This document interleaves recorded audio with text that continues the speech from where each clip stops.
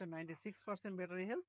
তো এই ফোনটাও কিন্তু আমরা আসলে দর্শক খুব কম দামে আপনাদেরকে দিচ্ছি, মাত্র 1,02,000 টাকা। মাত্র 1,02,000 টাকায় পাচ্ছেন iPhone 14 pro max purple colour.